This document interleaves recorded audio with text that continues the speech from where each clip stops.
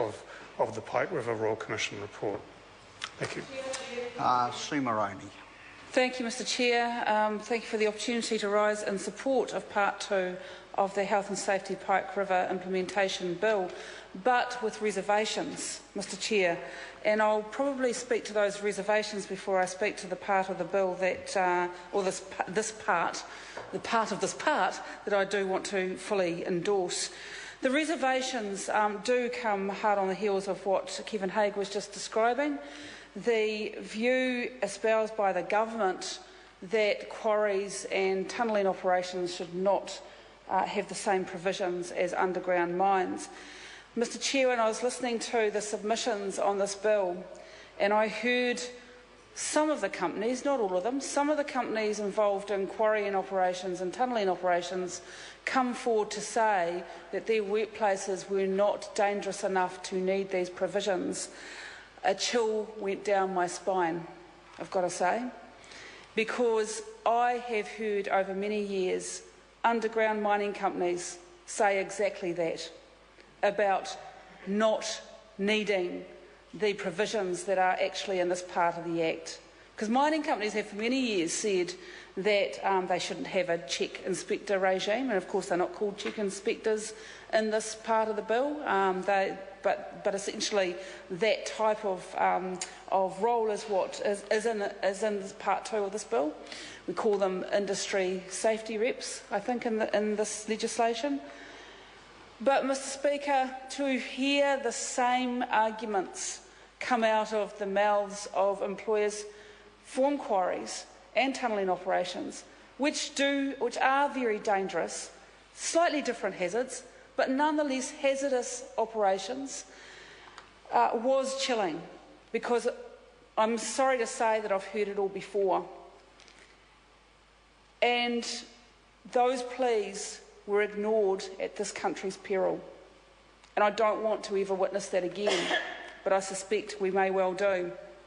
We had the Ray Bianchi from the Amalgamated Workers Union, who represent most of the employees who work in quarries and in tunnelling operations. And in much more colourful language than I can use in this debating chamber, described just how dangerous quarries are when explosives are being used to move big mountains of rock. Of course, a hazardous type of situation. And as Kevin Haig has just said, the complexities of hazards in those sorts of environments should not be underestimated, because it is the nature of the holes in the Swiss cheese lining up that brings about these terrible, terrible disasters. And that we know now, well, actually we knew before, but we know it in our hearts now, that if we do not mitigate the risks at every level of those types of operations, that we are inviting disaster and we are inviting the sort of tragedy that the people of the West Coast have endured.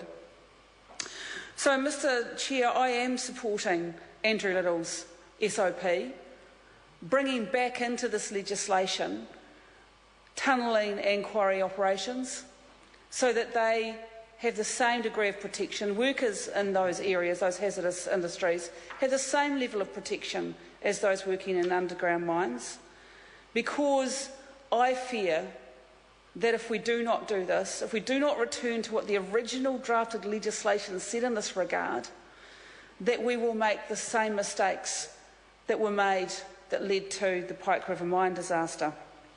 So, Mr Speaker, I want to urge all members of Parliament to think very carefully, because their vote will be recorded on this SOP and they will be held to account for any disasters that follow, in my view.